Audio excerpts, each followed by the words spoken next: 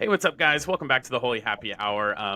Before we even start, I want to kick it over. We've got a big announcement for December coming up, so we're going to kick it to Tara Lauderdale, who is going to tell you what she's up to for December. What's up, everyone? I just want to introduce myself. I am Tara Lauderdale, and coming to the Holy Happy Hour channel in December is going to be a new segment called Tell Me About It, Tara. These are going to be anywhere from short to long videos, probably on the short side, about theology, prayer, apologetics, all things of the Catholic faith. And I can't wait for you all to join me. So, see you then. All right, guys. So we are jumping into this. Will actually, so we're recording earlier, but like this will be the first podcast of November. So October was a great month. We finished up our series on the sacraments, which is obviously just the cornerstone of our faith. And now we're going to be getting into some great episodes for November. We got some awesome guests, and we're starting with a guy who's been kind of leading our charge of men at Christ the King, and I've met him through our parish. But Hugh Thompson, how's it going, man? Thanks for being on. Yeah. Hey, thanks a lot, Josh. Yeah, I have to admit, this is the first podcast I've ever been on. So, yeah, sweet. yeah, I think it's great. I'm excited about it. I Yeah, appreciate you asking me, yeah, inviting me on. absolutely.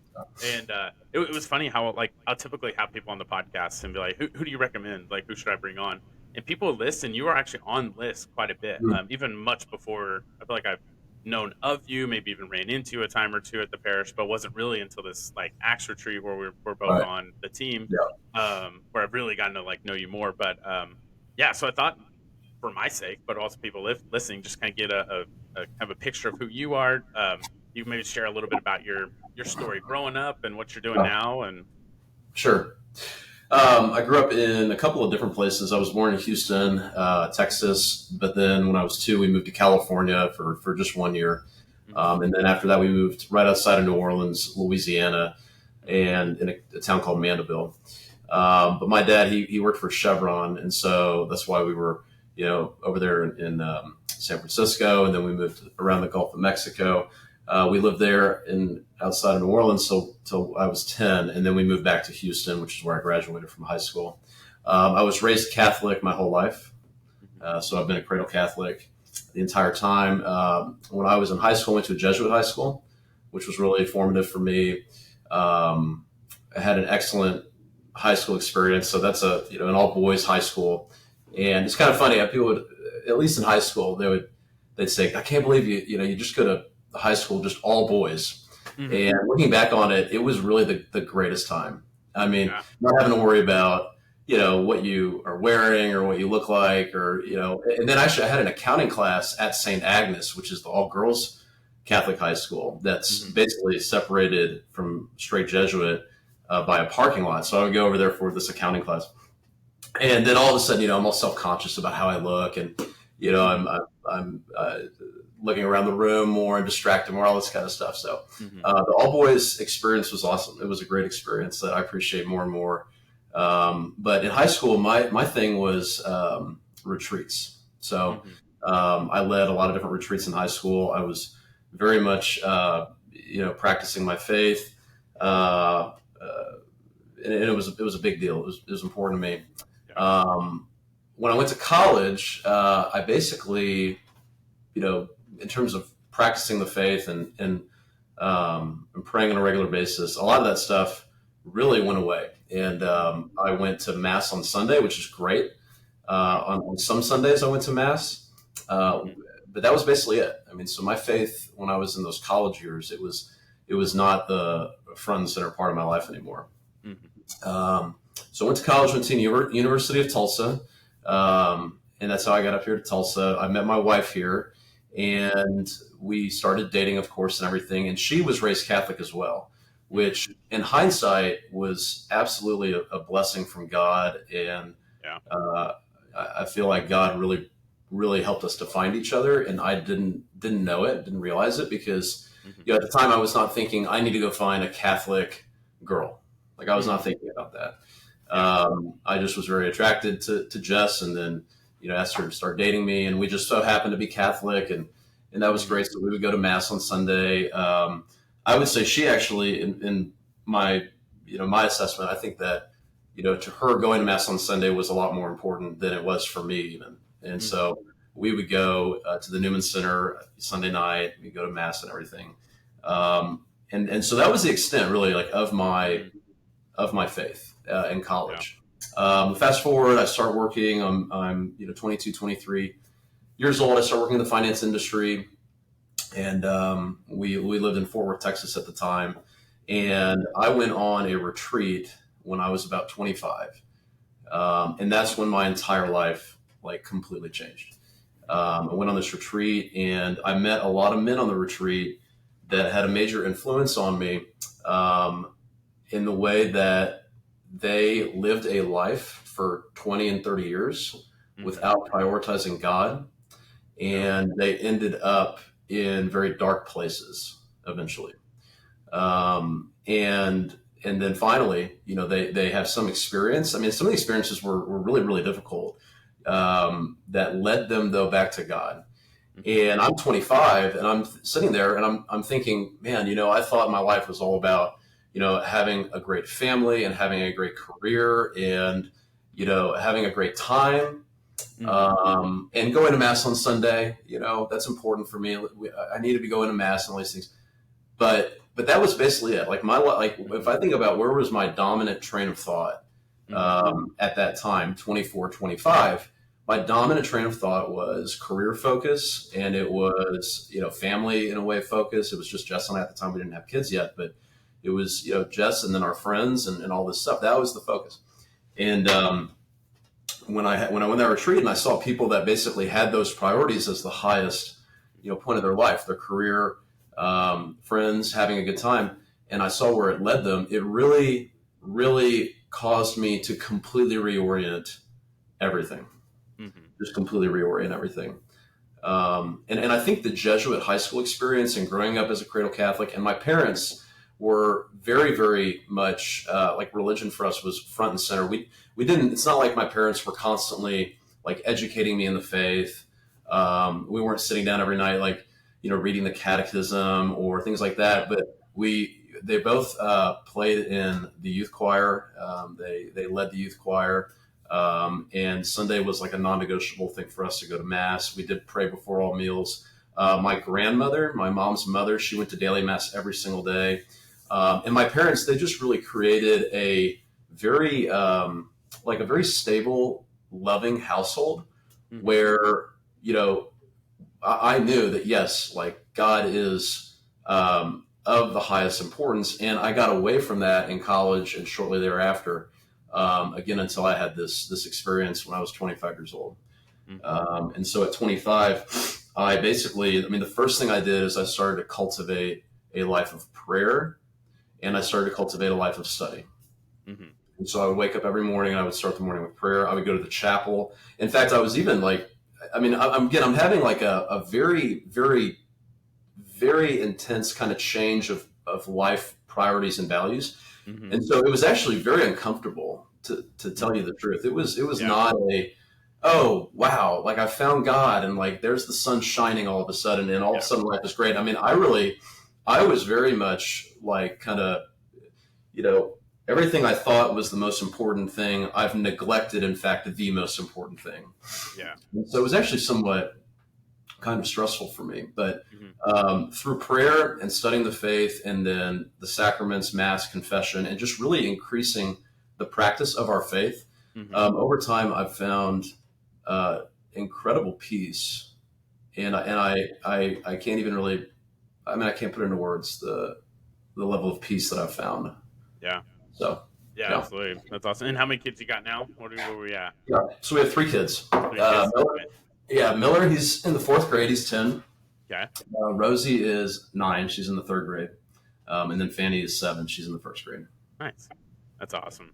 Yeah, I kind of touched on a little bit what you're saying to start. I heard someone say one time that a lot of the times people think like I'm gonna have this huge conversion and I'm gonna the light's gonna be turned on and I'm gonna be like whoa, and all of a sudden everything's better. But when realistically it's actually like the conversion is like the conversion point. Almost, it's not quite the bottom yet. You almost then start to reflect on everything you've done. And you've got to see like, what do I need to change? And that actually takes you to the bottom. Then there's the like building back up, and it's not always such a kind of like a movie, like the light switched on, like flipped on, and I was like, I was a changed person. If for some people that is the case, but I think more realistically, a lot of the times it's Yeah. like that. It's just kind of like you start realizing, oh wow, my priorities are not Yeah. right at all. And I had a similar experience as well when I went on a retreat.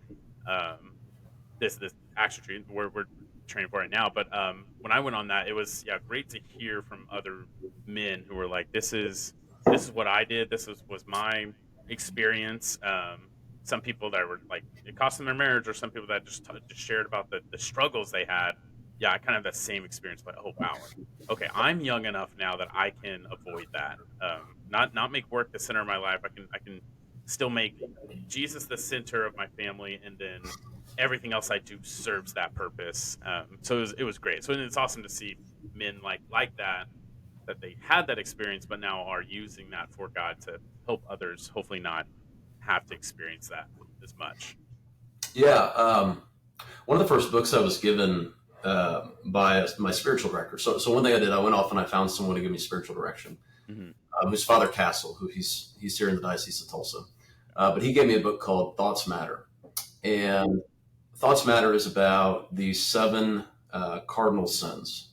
So we have gluttony, we have lust, we have vainglory, we have anger, we have pride, we have sloth, kind of a spiritual laziness. So we have these, Mm-hmm. we have these sinful tendencies. Mm-hmm. And the reality is that every sin begins with a thought. Mm-hmm. So there's a thought that comes in my mind. There's like an initial temptation. And then if not redirected or not, if I don't deal with it appropriately, it's going to then lead into the outward manifestation of the sinful action, which when I say outward, I mean, it could definitely be a sinful act, but it could also be just a sin, taking place in my mind. Yeah. I mean, maybe I'm someone that's very, very critical of other people. Maybe I'm not out there criticizing, others vocally, but in my mind, I'm harboring these critical thoughts. Yeah. And I'm allowing those to manifest. Mm-hmm. And so that's just one little example. But the point is that these 7 cardinal sins, Mm-hmm. they all begin with a thought. Yeah. And so the work of, I think, like in the beginning, the spiritual growth is we have, just through the course of living our lives, things that we've engaged in that have built up habitual acts. Mm-hmm. Or maybe things that have been done to us. I mean, maybe things people have harmed us, or things have happened in our lives, like natural causes or whatever. But the reality is that we've built up these habitual, sinful actions. Mm-hmm. And so when I read that book, I mean, that was just kind of another opportunity of being confronted with, not being aligned with the will of God. Mm-hmm. And in addition to that, those sinful actions are creating havoc in my life. Mm-hmm. And so what I need to do is I have to first identify them. Yeah. Father Elkin talks, or our pastor, right? Father Elkin talks so much around knowing yourself. Mm-hmm. And so I've got to examine my conscience, and I have to really identify and know, okay, well, where, what is my mixture of sins that are dominating my life? Mm-hmm. And I need to work at overcoming those. But at the same time, I have to, in a certain sense, be very docile to the Holy Spirit. Mm-hmm. And docile to God, and recognize that I'm not going to overcome these things on my own. Yeah. God will purge me of these things as long as I am at least meeting him there, as long as I am, doing the things to identify these sins, make the efforts to outroot them. Mm-hmm. And then God will come in his own time. Mm-hmm. And he will provide, the cleansing that I will need. And I've experienced this in my life. I mean, I've experienced sins that I used to deal with and that were more dominant. It's not like they're not there at all anymore. It's not like I'm any type of perfect saint, right? But I think after years and years and years of regular prayer, years and years and years of knowing myself, seeking to know myself, and seeking to set up a sacramental life of, receiving the Eucharist, going to confession, asking God for help, asking God to heal me in these areas. I've seen that. I've seen some of these, sins over time, they have gone away, and it's not like they never crop up. It's not, again, like I don't ever fall, but, a lot of that's hard. Like that's not like this easy task at all. I mean, it's very difficult to kind of overcome your weaknesses, and it's an ongoing thing. Yeah. So it's the premise of that book that like the thought is kind of the root of it, and so you have to be able to identify that to actually cure the problem. That's part of it. Yeah. So you have to know yourself.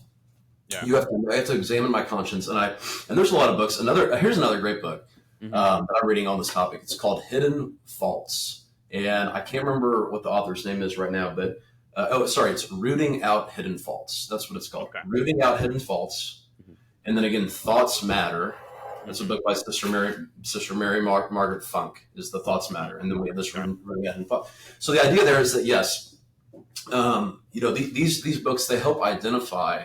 Here are these cardinal sins that I engage in, that I commit, that I am in a certain sense enslaved to, and where every act will begin though is with that initial thought. It's with in fact, even prior to that, there's like a temptation, if you will. And in Catholic theology, we have the world, the flesh, and the devil are the three principal tempters. So the world, just the conditions of the world. Like I go out into the world right now and I'm going to, see certain things happening, see people are, interacting in different ways. I'm influenced by music, by television, by media. I'm influenced by the people around me that I interact with, that would lead into a temptation. Then I have the flesh, which is just my natural, inclination to sin.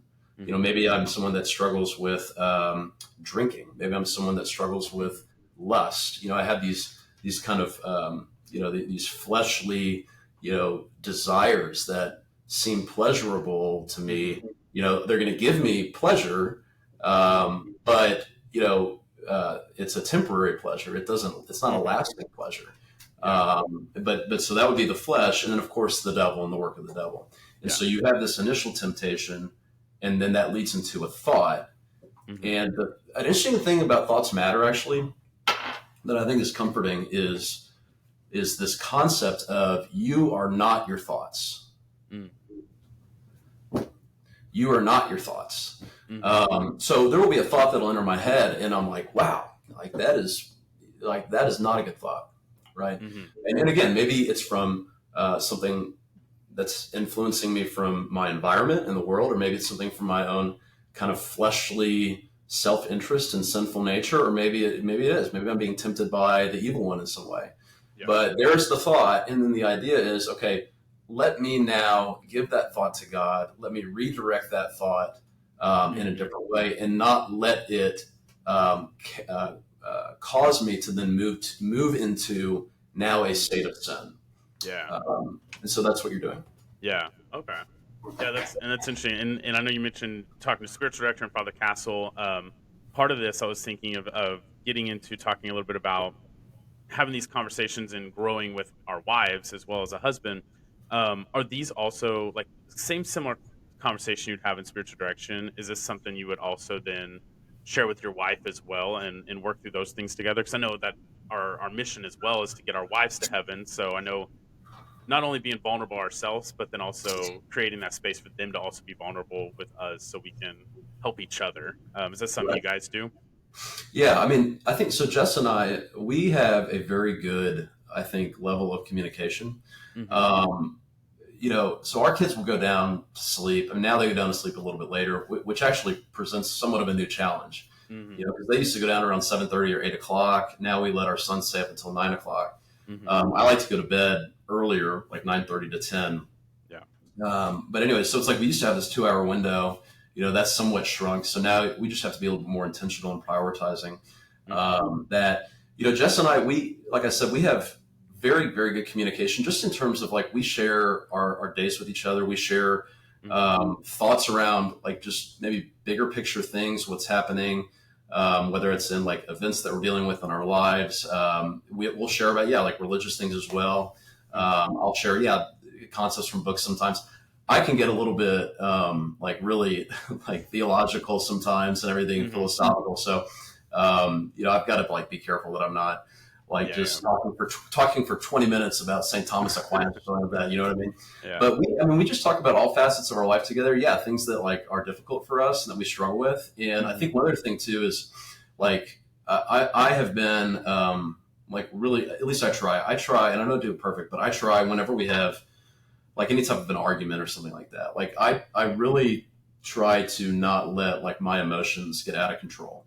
And when I can sense that like we're venturing into some sort of, maybe challenging ground, like I will like really try to take a deep breath and keep my emotions like really much like subdued. I mean, I try that the best that I can, but I've noticed in our marriage that like we seem to deal with conflict and challenging each other in a very good way. Yeah. Not that we're perfect or anything, but I think it's because like just from the beginning we genuinely, like, of course we love each other, but we genuinely like to be in each other's company.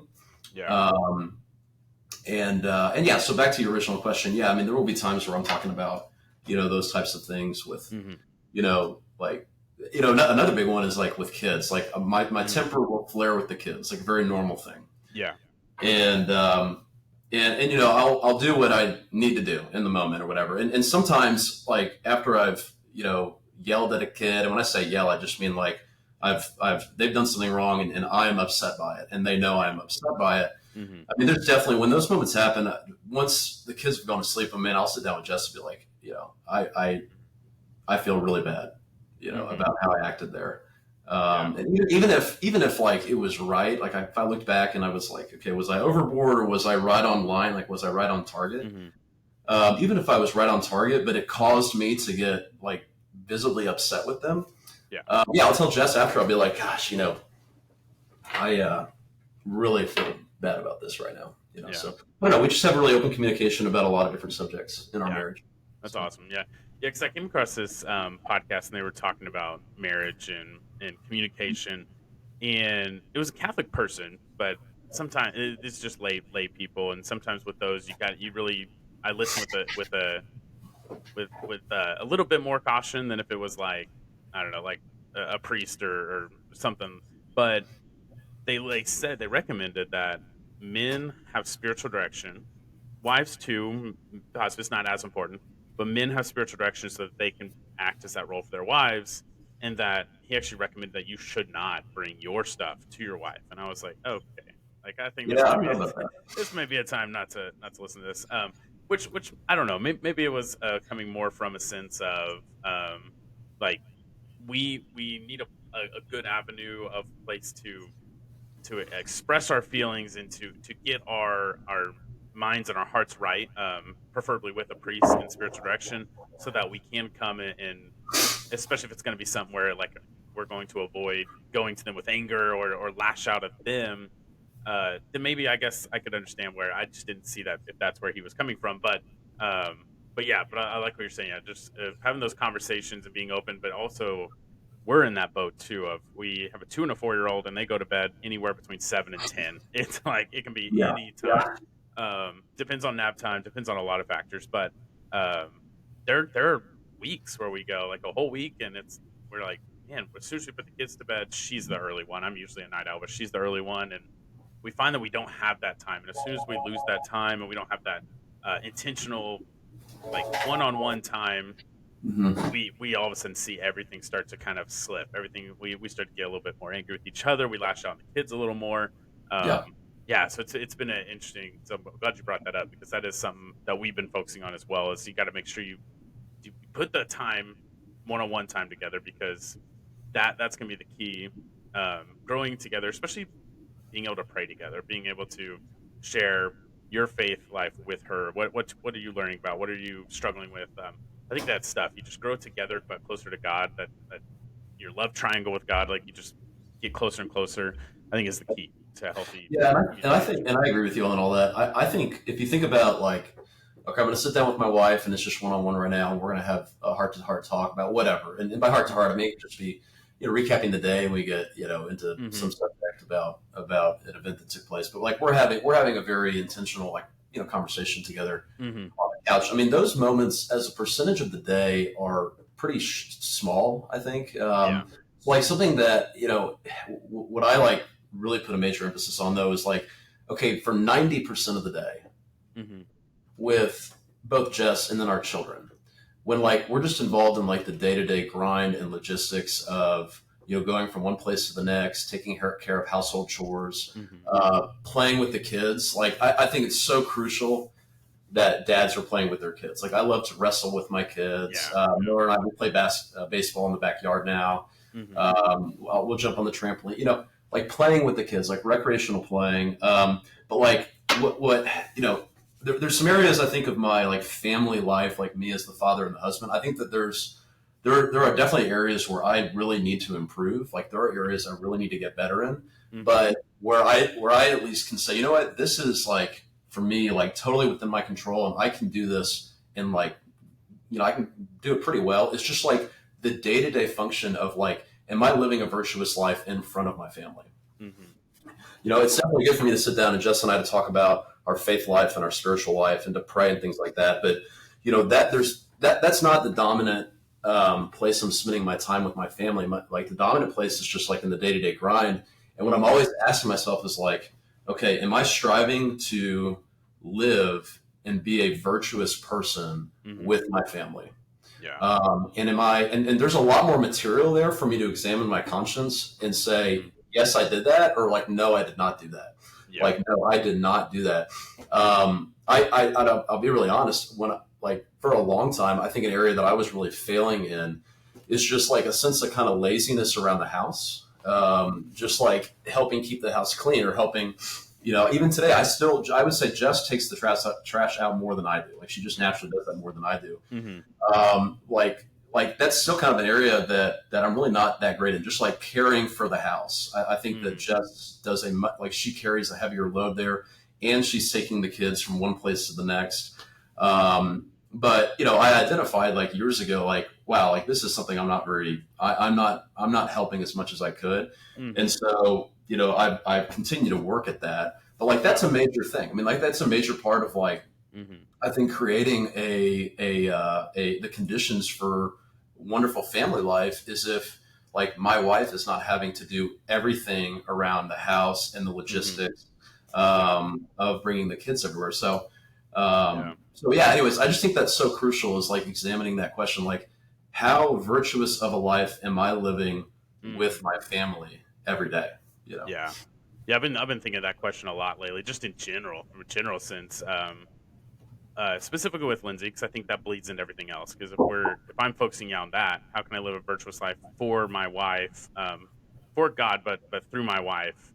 Then that will naturally lead into me living a virtuous life as a parent, and that'll naturally lead me into wanting to live a virtuous life with my men's community and stuff. But I've been thinking about that a lot lately too, and I've come to this conclusion that the world is so like go go go go, especially America. Let's just go go go go.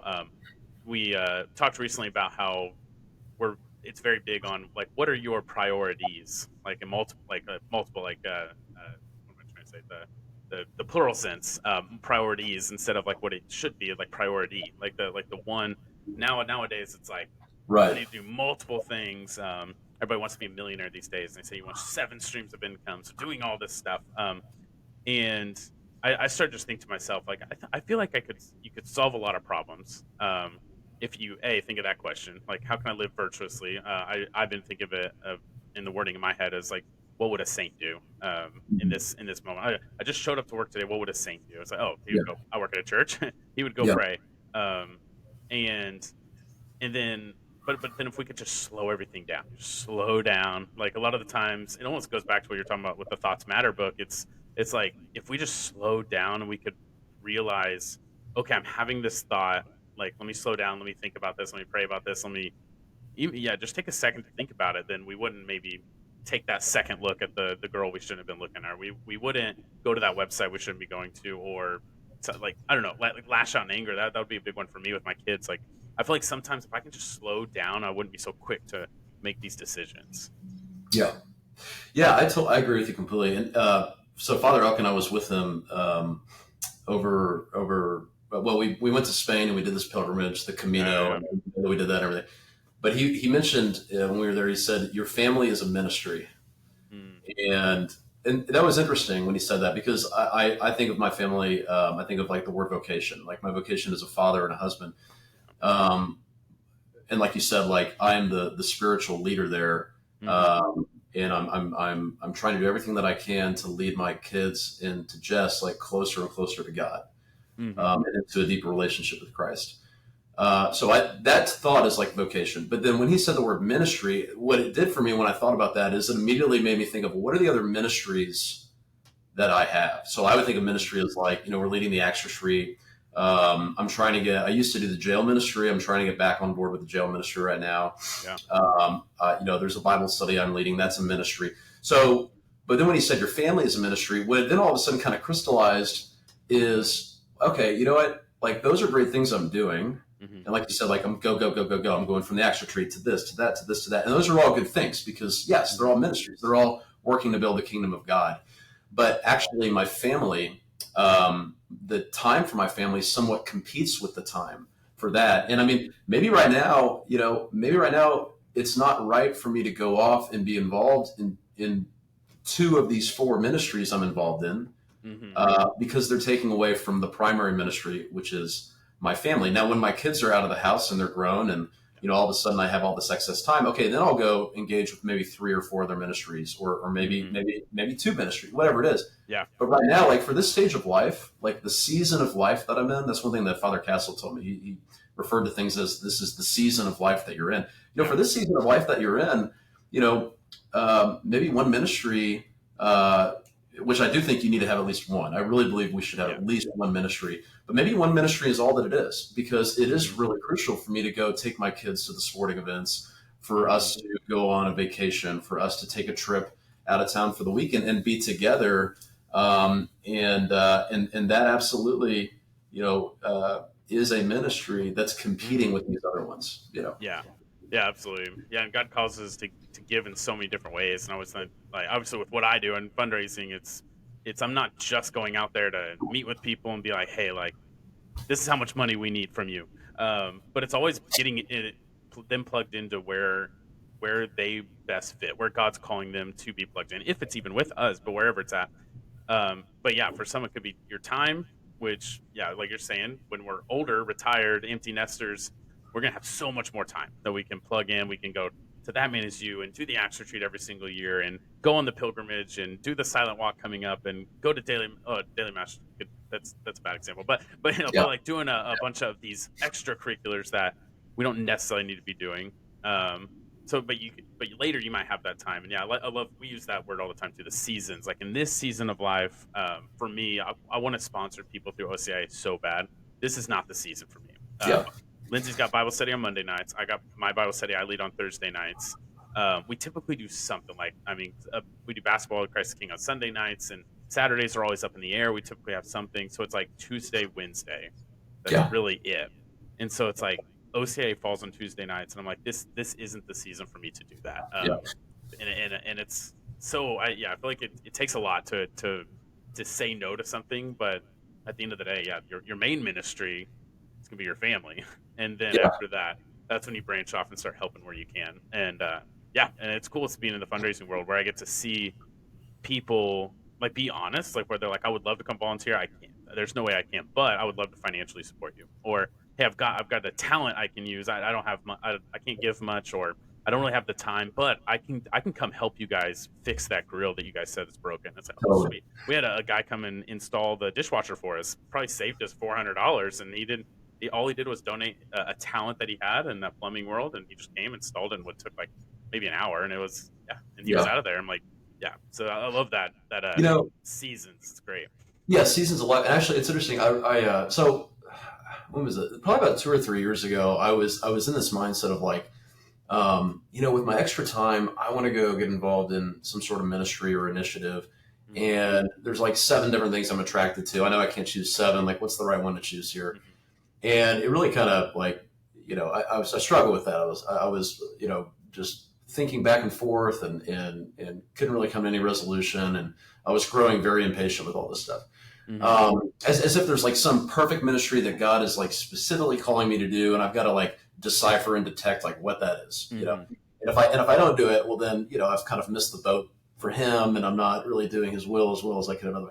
Anyways, then one of the books I had read recently, it said something like this. It said that the person who is actually going off and saving many souls, but doing so with little love, compared to the person that is doing the most minimal of tasks, but with the greatest love of God. Mm-hmm. Like that person is actually more in the right than the other. And it was really an interesting concept because then it really kind of gave me peace in this, which is like, you know what, Mm-hmm. it's not as important exactly what I am doing. Mm-hmm. It's crucially more important that whatever I'm doing, I'm putting great love of God into it, you Yeah.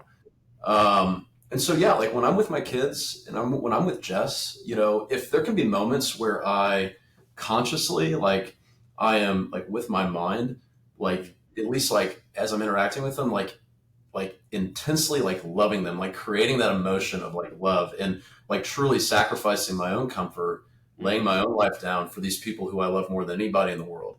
You Mm-hmm. know, and maybe it's like we're just playing like a game of baseball in the backyard. Mm-hmm. Okay, versus I go off to like I don't know, the Acts retreat, and I am kind of going through the motions, and I get someone to go on the retreat and they have this incredible experience, right? But like I was disconnected from the work in a certain sense. I was just Mm-hmm. doing the work. Like, okay, well, you could say, oh wow, you got this person to go on the Acts retreat and they had this incredible experience and they came to Christ. And objectively, I think that is better objectively than like playing a game of baseball with my kids. But Mm-hmm. the key though is I did baseball with my kids with way more love for them and for God than I did in the Acts retreat. I think there's actually more Yeah. eternal merit there. And that was one of the biggest takeaways Yeah. even the smallest acts done with great love. Mm-hmm. God is very, very pleased with us, and it makes him very happy. It gladdens his heart. It makes him incredibly happy when we do the littlest of things out of great love for him. Yeah, yeah, absolutely. And I loved all the saint examples of that too. I mean, you have people like Saint Francis Xavier, Saint Augustine, people that did huge things. Saint Thomas Aquinas, really famous for doing wild things. Especially like I always use Saint Francis Xavier as an example of like someone who don't have an actual account, but potentially baptized hundreds of thousands of people. Just did extraordinary things. And I feel like we need to be willing to do that. Actually, we kind of talked about it in the retreat stuff a little bit. Jose Maria Escrivo is great at putting it into a great term of like being ready and willing to do those dazzling deeds, but those don't come around often. Is looking for those little things that you can do well, and yeah, doing it with a full heart. Yeah. It's yeah, such a beautiful Like, thing. I think it kind of goes back to like what I was mentioning earlier, where it's like, 90% of the day, 95% of the day is spent like doing just these ordinary tasks. Mm-hmm. And the same thing there, like, yeah, I could do this wonderful, dazzling, evangelizing type activity, Mm-hmm. but maybe I do that on a Saturday night. It happens one time. Yeah. And the rest of the week, though, was filled with seemingly the mundane and the ordinary. Mm-hmm. And yet, though, there's just a greater quantity of opportunities there to love God in Yeah. those things. So, Yeah. Yeah. Absolutely. Well, I think like a lot we talked about with men. I feel like one of the biggest things we could struggle with is just the humility aspect of it, or like the being vulnerable aspect of it. Part of this for me, I feel like, is why I feel like it's so important to walk with other men. And seeing, I always use Branson as an example, just because that's who I do discipleship with. But just such a great person who can be vulnerable.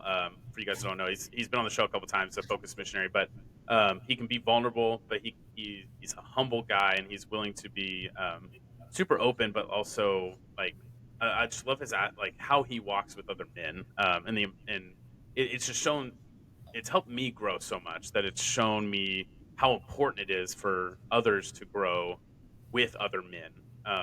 So would you say when you're saying you should definitely be a part of at least one ministry, would you recommend that if like as a man or a woman, like is it important for that to be like a men's ministry? Like would it be important to be in a men's Bible study or going on a men's retreat? yeah. Yeah, I completely think so. Yes, I think that, truly, I think there's just some essentials that for people that are, again, like really seeking to grow close to God, Hmm. really seeking to set up the conditions for their life to be brought deeper and deeper into union with God. I think that there are some essential things to do. Like I mentioned, prayer is a non-negotiable. I think going to confession on a monthly basis is a non-negotiable. I think studying the faith is a non-negotiable.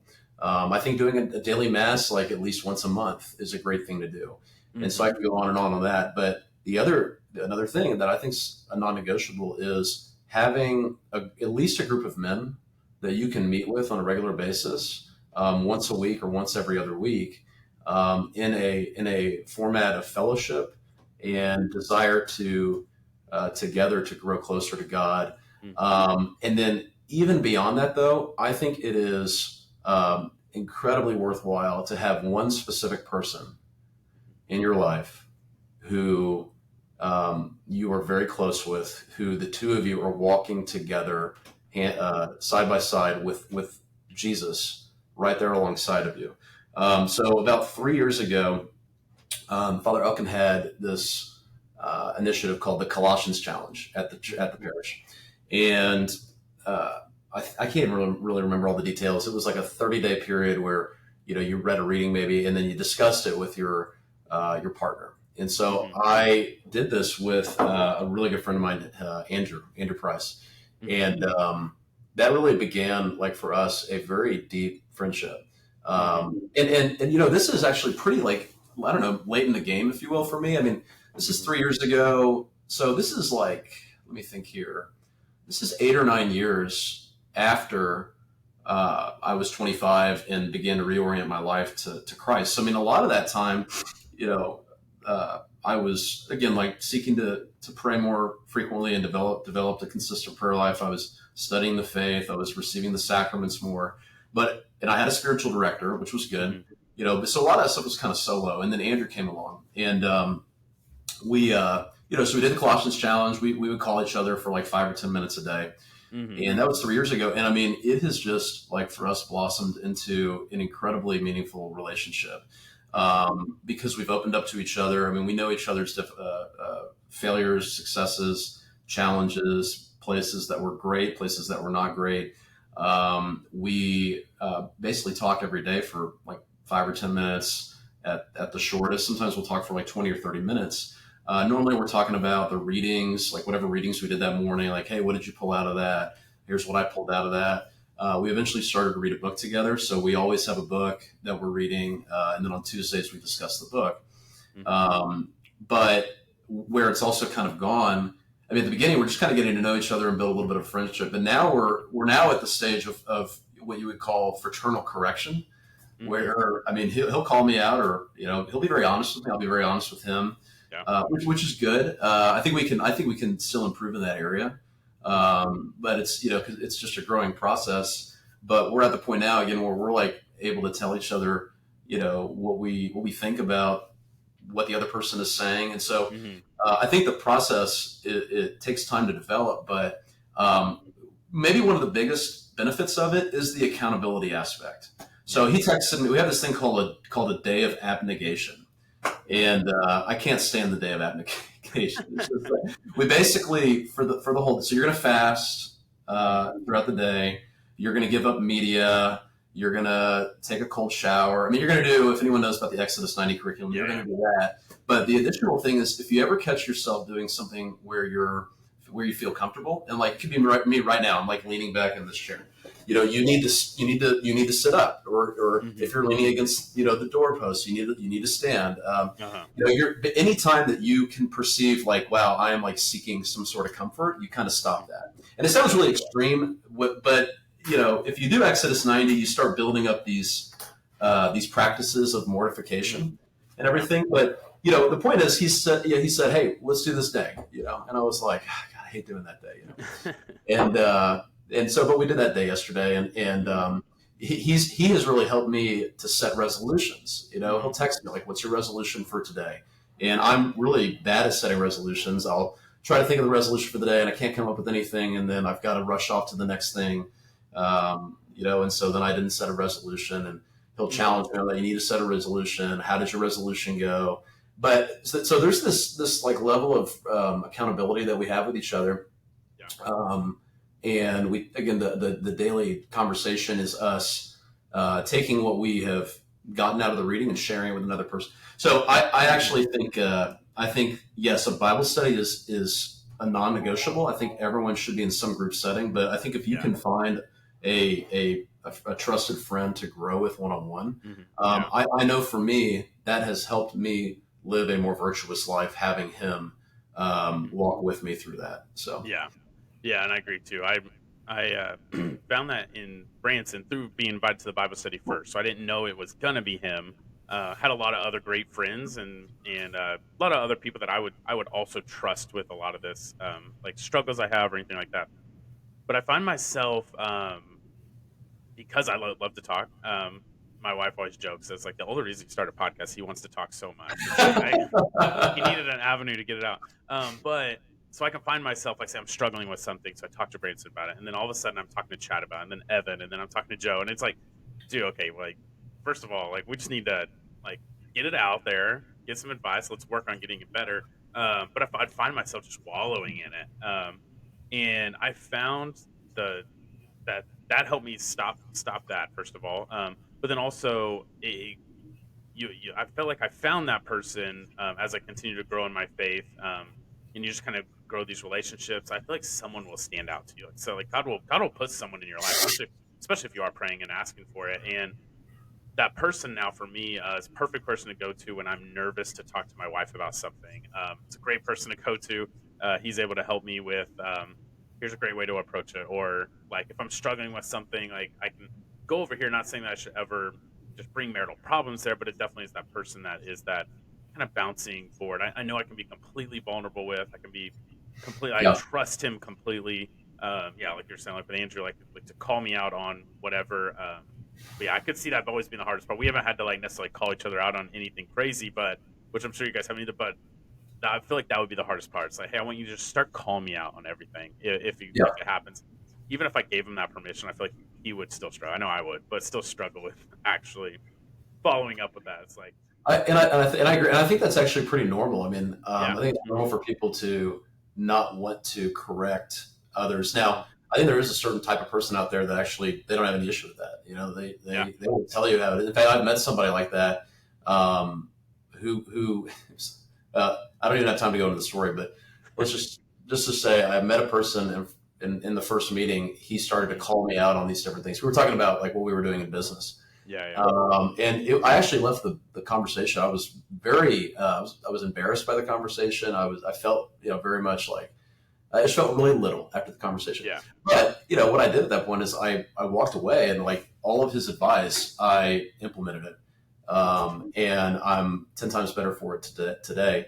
So I think that it's normal. You have people like that that are going to naturally be okay calling others out. Most people are not, but the fraternal correction, like, so in this example with me, he made my life better by calling me out.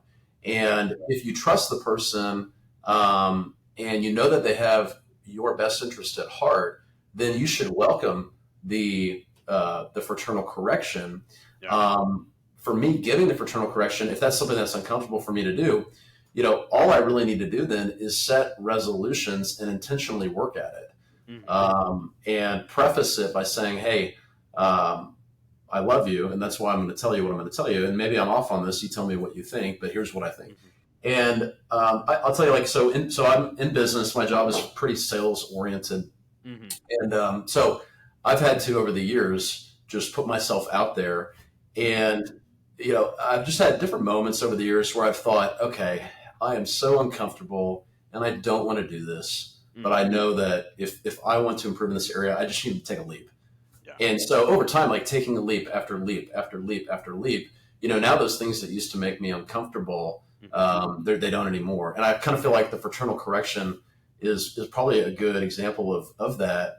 hmm Hey, I just need to go for it. I'm just going to have to, in the best way that I can, correct this person, take a leap. If you have a good relationship, they're going to be okay with it. So again, like I'm saying with Andrew, I think we can still both improve in that area, but hmm we've grown a lot in that area. And I think another aspect of it is like, we didn't just immediately start doing that. I mean, at first yeah, it's a very like friendly conversation.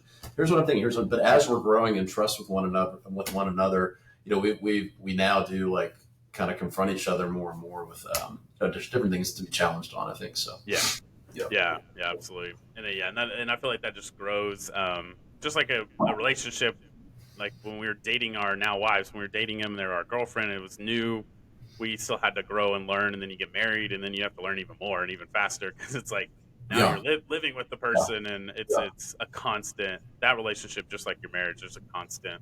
you guys are growing together and Yeah. learning to communicate with each other and learning to be vulnerable with each other. And yeah, but I think it's so important. Well, as we wrap up this section, is there any Yeah. last advice you'd give to men? I don't Yeah. know, just of any of the topics. Any closing thoughts? I think like, yeah, a closing thought. I think the stage of life that at least I'm in, a lot of my peers is in, is very difficult. Hmm. Career wise, you're somewhat mid career. You probably have a lot of demands on you that you didn't initially have when you were in your 20s. Hmm.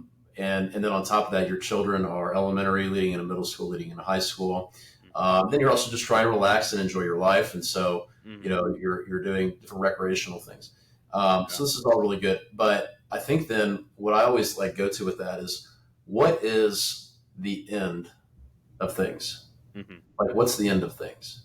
There's, God willing, if I make it to 80, 85, 90, right? Hmm. Like, okay, I've lived this life, um, and then I'm going to pass away. And then what happens? Well, what happens is I'm going to meet God face to face, this entity that I can't describe or understand, but, this being that has had tremendous love and Hmm. care for me all of my life, Yeah. and has been constantly walking with me and reaching out to me. And so, all of those things potentially that I put my time and focus on, Hmm. like, is that really oriented to the true end of things? And that's what I learned when I was in that retreat when I was 25 years old is, wow, I'm prioritizing a lot of different things. Highest priority really needs to be God. And Hmm. so I just began to do things again, like, I really think we've got to set up a life of prayer. Like, we've got to Yeah. set up a consistent life. Every morning I begin with prayer, minimum of 10, 15 minutes, Hmm. if not more like 30 or 45 on certain days.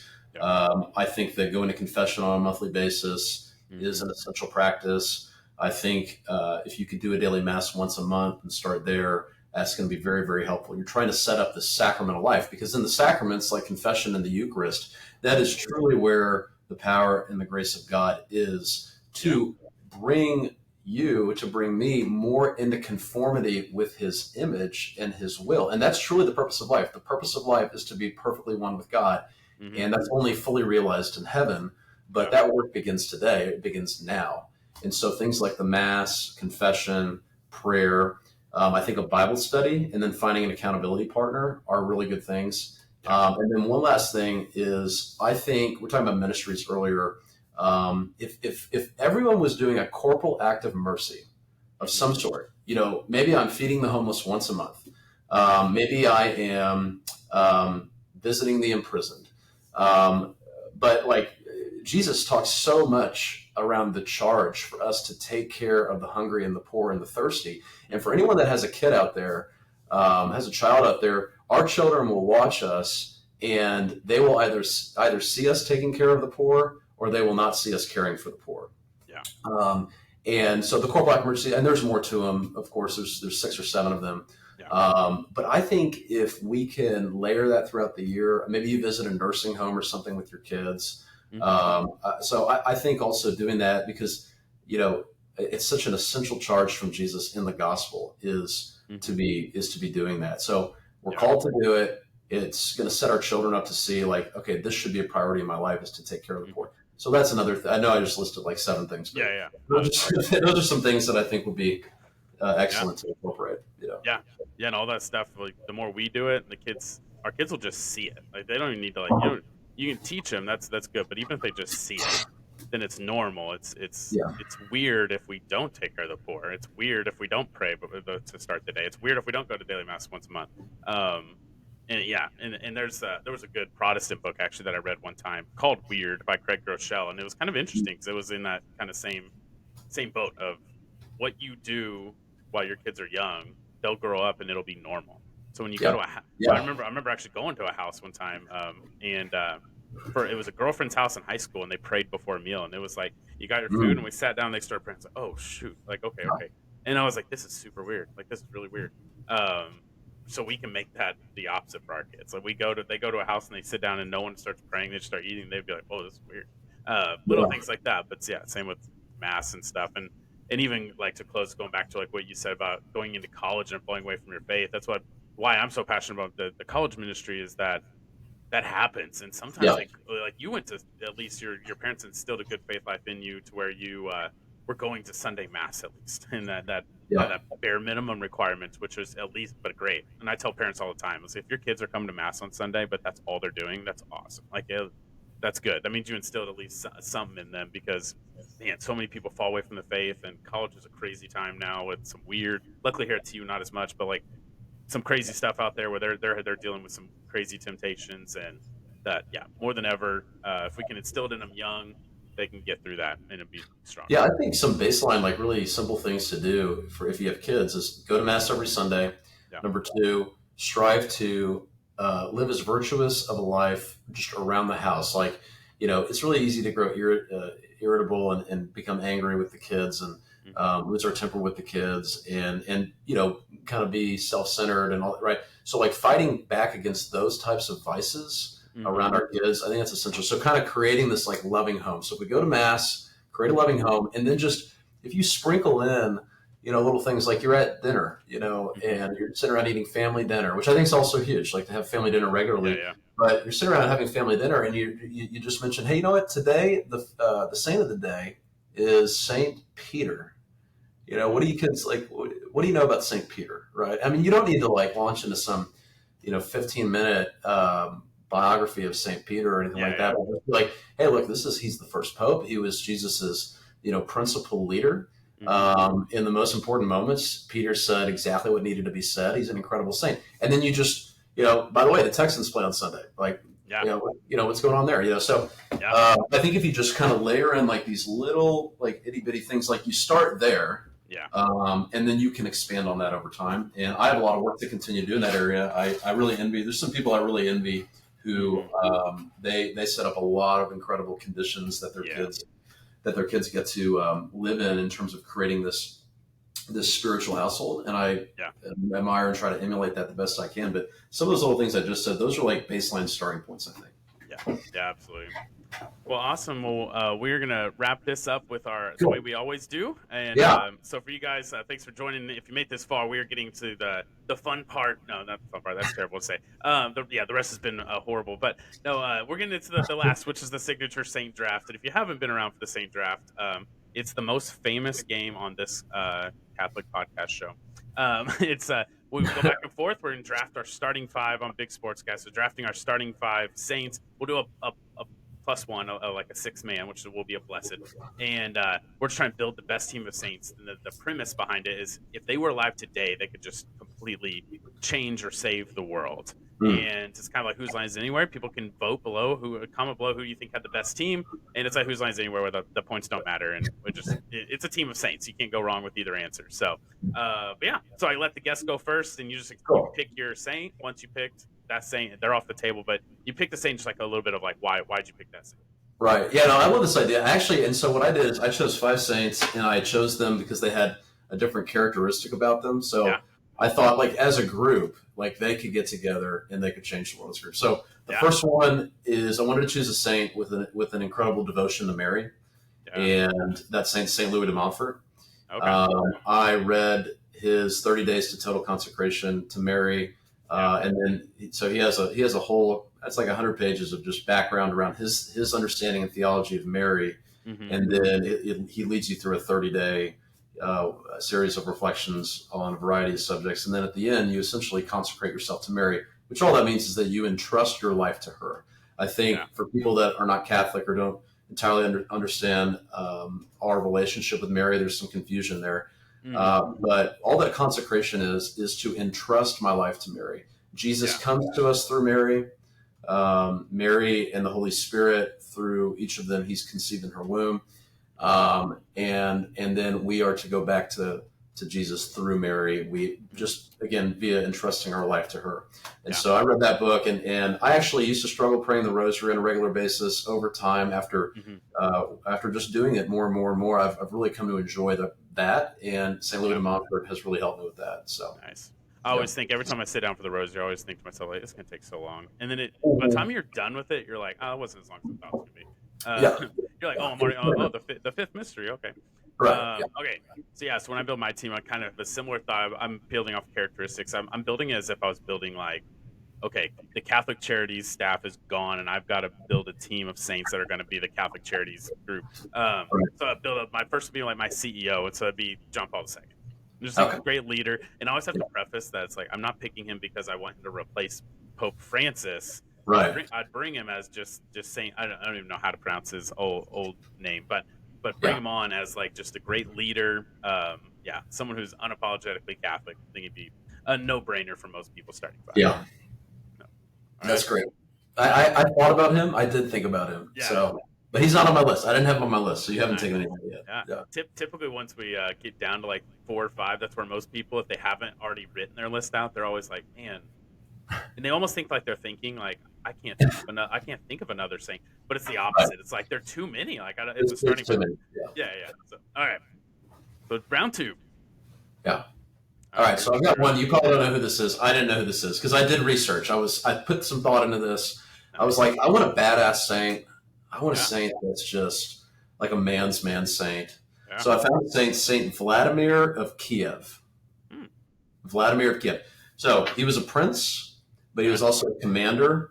And he was a mean guy. I mean, he slaughtered people. He conquered lands. He had multiple wives, multiple children. I mean, Wow. he's leading an army of pagans. He was a partier. I mean, this is a guy that was a worldly guy. Mhm. And then he converts to Christianity in the year 983. After a military success, there's a background story of what happens there. But here's someone speaking, about Christ, and he converts. And then he goes on to do all these wonderful things after that. But I really like that a lot because I liked picking him because, he, and I think, St. Augustine is similar to this that many people know about. But Mhm. I really think there's something very attractive about a person that is as worldly as you could be, steeped in the vices and the sins of the world, and to find that they are all nothing, Yeah. that they are all worth nothing. And then they find the true source of happiness. And then they can speak from a place of, hey, I've lived that life, and it is not nearly as fulfilling as a life where you are one with God and loving God and experiencing that relationship with Him. So yeah, that's awesome. All right, my second pick. I've now got a great leader. Then my next one would be okay. We're gonna build this on a foundation of faith and prayer. We talked about earlier, and so I'll go Saint Therese of Lisieux. She's awesome, and the humility, and at least later in life, but the humility that came. And I love that she did so much, considered the little flower. And my favorite fact is that, or at least I think it's a fact. People can fact check me if they want, but I believe that the sisters they should write the eulogy for her funeral. They're like, we don't know what to write. She didn't really do anything. And I'm like, that's hilarious. That's awesome. Now she's a doctor of the church, and they found her journals, and we're just like, what in the world? Like, this is awesome. So Saint Therese of Lisieux. That's good. Okay, so I actually, it's funny because I thought about her too, and then I chose a similar saint on the humility note, and I chose Saint Mother Teresa. Okay, nice. And interesting thing about choosing her, or even like Saint John Paul II, is like, they both were alive in our lifetime. Yeah. And they both did do incredible things to help save the world, and we're reaping the fruits of that. But I think I like Saint Mother Teresa because she is so well known today, and you saw how she did change the world while she was here. She would come over to the United States and give speeches, and everyone flocked to her. And I have no doubt that she created many saints just by her actions in doing like kind of what we were talking about earlier, which is the care for the poor, the care for the most people in the most difficult of circumstances. I mean, she really inspired millions and millions of people. So I just Saint Mother Teresa. Yeah, and big with the pro-life movement too, with just sticking up for the most vulnerable. And it's crazy. Yeah, it is crazy to think because she speaks on a lot of stuff that people nowadays speak on. Thinking of like a Isabel Brown, who's used to be big conservative. I think maybe Daily Wire person, but now she's switched and she's independent. She wanted to make sure she's focusing mostly on Catholic content, but Catholic. She considers herself Catholic political. So she speaks on a lot of the same stuff Mother Teresa spoke on. But Mother Teresa had what we called moral authority, which we did this article on, and Mother Teresa was the example of like someone who is so good and so like you see Christ in her that she can actually then speak on very difficult teachings, but everyone still love her. And I'm just like, that's insane. That's awesome. Because she had tons of speeches where it's like, man, if you spoke that today, I don't Right. know how people would receive that, but it's like I guess she did kind of speak it to next. She Yeah. didn't die that long ago. Yeah. Yeah, Yeah. that's awesome. And That's, then Saint, I was going to mention too, I forgot to mention it. I have this awesome picture. I think I left it out there, but Bishop Slattery, who is our bishop, old bishop from our diocese, who just passed away recently. We have the coolest picture floating around here, at St. Philip Neri, and it's St. John mm, Paul II kissing his head, mm, or maybe just hands on his head. But it's the coolest thing. Like the coolest, like for his yeah. ordination of becoming a bishop. I'm like, that's the Wow. like best picture ever. Like that is so Yeah. cool. That's awesome. Yeah. Okay, so I'm on pick three though. Okay, so we got built on faith. Okay, so now I think we need a little bit of we'll go like with our missionary. And St. Francis Xavier is one of them. That one I feel like he's a good pick, but I may even go before that. Is Saint or before, a little bit before him is someone who inspired him and walked with him is Saint Ignatius of Loyola. He Yeah. would be just a great one. Obviously has all the Ignatian meditation stuff, which really resonated with me personally because I have like undiagnosed ADHD, so sometimes getting a prayer life is hard because my mind's racing everywhere. Yeah. When I do that meditative style of putting myself in a scene and thinking about the scene of what was being said and what are the emotions, and I'm able to actually let my brain run in a good way, I feel myself like being able to kick out those distractions. And I know the enemy hates that when I'm able to do that. And so Ignatius of Loyola, but I love that he was able to put that energy and effort into someone like St. Francis Xavier, who was then able to go out and do Yeah. tons of stuff. And if we get someone like him on the team, he can be our trainer of evangelization. It'd be Yeah. awesome. All That's right, awesome. round That's four. awesome. Round four. All right. So one thing Father Elkin has led me to do is to study St. John of the Cross. Uh-huh. And John of the Cross is a mystic, and so is Teresa of Avila, and they were very close to each other. Mm-hmm. But read so much around these three different stages of the spiritual life. Eventually, the final one is the unitive stage, and it's just this progression of the soul. Mm-hmm. Saint Teresa of Avila talks about the mansions, the seven mansions, and everything. But they're known as mystics. So I almost chose Saint John of the Cross. He's had a big impact on me, but I wanted to choose Padre Pio, Saint Padre Pio. Okay. One that I think people maybe today like know better. A lot of stories about him. He had the stigmata. He had the sign of the Yeah. stigmata. He Yeah. was known to bilocate. He was known to read people's souls when they were in confession and like really be able to perceive what they were saying. So I think it would be great to have a mystic on the list. And Yeah. so I chose St. Padre Pio because of the recognition that he already had in his lifetime. And I think many Catholics today know about him and are impacted by him. So Yeah. Yeah. Absolutely. Yeah. And the one that had like physical fights with like demons or the devil. yeah, They would hear like crazy stuff happening up there. yeah, It's like, yeah, oh. Well, we can actually break the fourth wall for a second. Hey, Branson, did you hear that? He did not pick John of the Cross. So Branson actually called it. So that was me breaking the fourth wall and talking to Branson if he's watching. He was like, I guarantee he'll pick St. John of the Cross. I got Branson. I was close. I was so close. And then I think, and the reason why I didn't choose him is because I think too, like John of the Cross, I mean, just he's like in obscurity doing all of these writing all these incredible things. And his books and his writings have really, I mean, they have changed, I think, through the Catholic Church. They've changed the world. But I wanted to choose, because we're talking about saving the world right now, I wanted to choose someone more visible. But John of the Cross absolutely was an influence on, I'm sure, Padre Pio. So yeah, that's something that said that. Okay, so what are we on? Am I on 4? I usually have a notepad. I'm writing these down. I forgot. I think I'm on 4. Yeah, you are. Okay.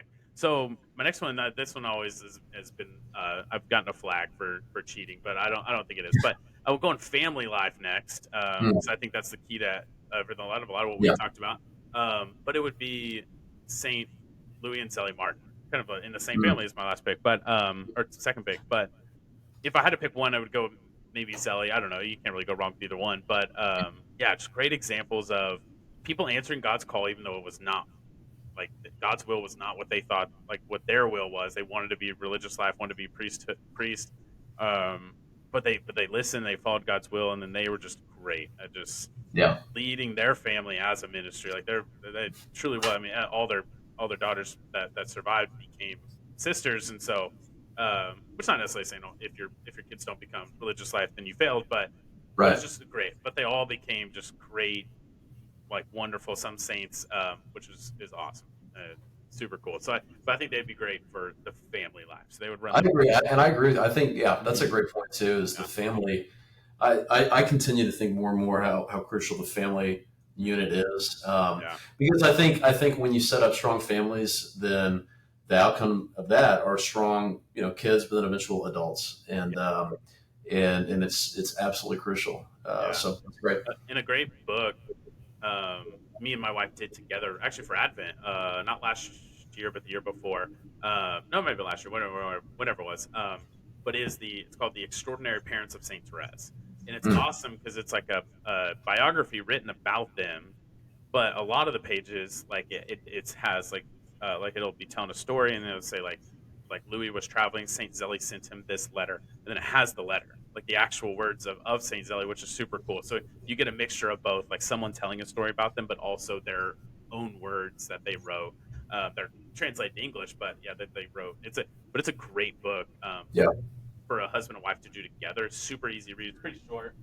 I have it up there somewhere, but yeah, it's a great easy read. We typically would do like a chapter a night, yeah, a chapter a night, and that's awesome. just and then Yeah, talk about it, which was great. that's awesome. That's great. Right. So that was four. Okay, so fifth pick. This is All our right, fifth pick. The subject is I wanted to find a speaker, a saint who was a speaker. oh, okay. Someone who could speak to crowds and draw massive crowds. So I found Saint Bernardine of Siena, Oh, okay. and he is the patron saint of advertising, communication, and public relations. Okay. But he would draw crowds of 30,000 people, Yeah, yeah. massive crowds of 30, tens of thousands of people. Wow. People would be converted by his speaking. And I think that like in today's age, when it comes to communication, social media, Yeah. of course, all these different things, I think having someone that can move people through their speaking Yeah. to conversion would be absolutely necessary in saving the world. Yeah. Yeah.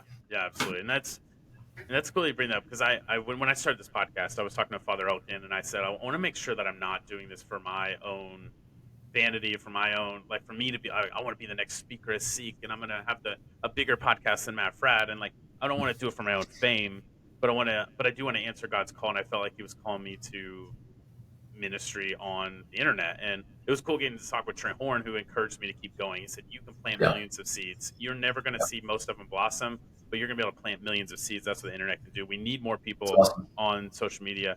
But yeah, that'd be cool to maybe ask that Saint Bernardine to pray for this Yeah, podcast, that we continue to do this for God's glory, but to also draw those kinds of views. We want that kind of viewership, so we can plant even more seeds and reach out. So yeah, yeah, that's a good pick. All right, so my last one. I don't know. We tend to. I tend to think like maybe we need an exorcist on the team. I don't know. There's a lot of like crazy stuff I've seen. I saw that there was right. a local high school that like they Yeah, had confiscated a Ouija board from. I'm like, oh my gosh, like yeah, more and more I'm being affirmed that yes, we're homeschooling our kids. But yeah, so I would say like maybe like my son's name's Benedict. So maybe Saint Benedict would be a good mm, one. And I honestly don't know much about him, but I know he's an exorcist, and I was just thinking that'd be yeah, good to have on the team. Let's go cleanse yeah. some souls, and then we'll That's build up. right. So Love it. That's great. yeah. All right, so six man's blessed. We'll wrap it up with this last pick. Not quite a saint, yes, they're not in the starting five, but we have a few that are about to be in the starting five soon. Yeah, Becoming saints next year, but Oklahoma boys always go with Blessed Sam Rother. He's the most common pick. yeah. That's what I was going to go with. I mean, Yeah. I've got to have some Oklahoma pride. I'm not even from Oklahoma, but Yeah. I've now lived in Oklahoma for longer than anywhere else in my whole lifetime, and I've moved Nice. around, like I mentioned earlier, a couple of Mhm. places. So I've lived the longest in Oklahoma. I would choose Blessed Stanley Rother. Yeah. I think I really loved that he was such an ordinary guy. I mean, I know he struggled a lot, like in the curriculum that you would go through, maybe specifically learning Latin. But like going through the seminary, and everything, it was a challenge. But then he goes to Guatemala, and he ends up, I mean, just being exactly the apostle that Christ calls all of us to be. And then he Yeah. offers his life up at the end, Yeah. there courageously, Mhm. going back into a dangerous place where he's wanted and everything. So, Yeah. and then also once Bishop Muggenberg, he one of my favorite stories, and this is an amazing story, I think, but Bishop Muggenberg he's going in to be an altar server, I think, for one of his maybe aunt or uncle's weddings. Mm-hmm. And Blessed Stanley Rother is the priest that's going to do the wedding, Oh, because they're from the same area. yeah, yeah. And so I think Bishop Mecklenburg is like getting ready in the back and everything, and he said, "In walks Blessed Stanley Rother," and he said, all of a sudden, just the whole aura of the room, like, just changed, Hmm. and there was tremendous peace that entered into the room. Yeah. And Bishop Mecklenburg said, I couldn't explain what it was, but tremendous peace entered the room, Hmm. and it really had a major impact on me. So that's one of my favorite Yeah. stories about him. Yeah, that's awesome. So I would go with him. Yeah. Yeah, yeah, he's great. And he had a chance. He could have just stayed in Oklahoma. His family was telling him that if you go back, you could be martyred. In which actually, I think if I remember, I like put it into perspective for him. Like he's like, oh, I have to go back. Like I can't like Yeah. abandon my people and leave them. Yeah. And then I think I heard that like his sleeves were rolled up and his knuckles were bloody when they found him. And so it's like, oh my gosh, like so he fought. He didn't just go there and like Yeah. kill me if you want. It's like, no, you're not going to take me out of this rectory alive. And they're like, Yeah. he fought. That's super cool. Yeah. All right, my last one. He's not even quite blessed, but is a great matches with your a guy at the beginning. That's a devotion to Mary. He had a great devotion to Mary, Our Lady of Bonneau, a Virgin of the Poor, which we also talked about, kind of serving the poor, and is Venerable Father Al. Father Mm. Aloysius Schwartz and Sister Margie just came recently and did a pulpit talk at our parish. Really pushing for the boys' towns and girls' towns, and I think she was in Tanzania. Yeah, Venerable Al though was very very uh, convicted that I am meant to be a priest of the poorest of the poor. Like I'm even transferred from a seminary to another one that was their main focus is living in poverty. It was gray walls. All they had was a bed and a desk and a chair. That was it. And Mm. then he left and he asked to be sent to the most desolate place in the world. Say like, well, the Korean War just ended, so he went there and rebuilt the church in South Korea, made these boys' towns and girls' towns, and Oh. housed orphans. And it was super cool because he started this religious order of sisters, who Sister Margie's part of, and they had one sister per 5 kids. So he wanted all the orphans to feel like these sisters aren't just like teachers and aren't just like running the orphanage. It was like this is your mom. So like all of these kids all of a sudden had a mom figure. Mhm. Super cool. They lived in these boys' towns, girls' towns. He ended up doing them all over the place. People were calling him from all over the world. He was a great fundraiser. And Wow. lastly, they invited him to Mexico, and he said he couldn't. He had ALS. He was in a wheelchair. They didn't know how much longer he had to live.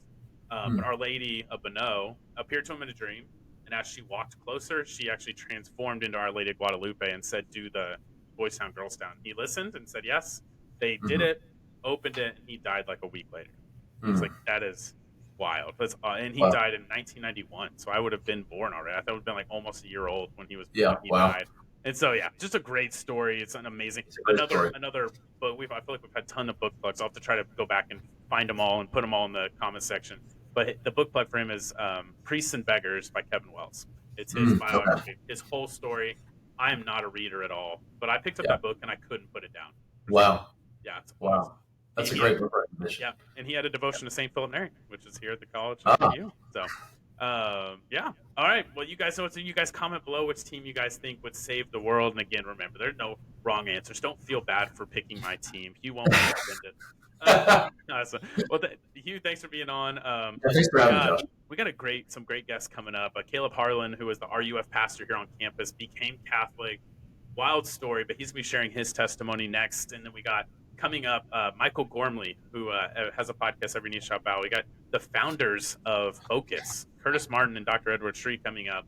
God is blessing this podcast, and if you guys want to bless the podcast, visit the links below. You guys can get 10% off Sacrilegious, and that supports the podcast. We have a whole merchandise store. You guys can visit that. They got Holy Happy Hour shirts, tote bags, sweatshirts, all sorts of stuff. Or you guys can become a monthly supporter as well. And we're working on putting together a whole community because we want to be able to provide the best Catholic content, but also the best Catholic community. So maybe you guys can find those people you want to walk with, even if it is online. You guys have a great week, and we will see you guys next week.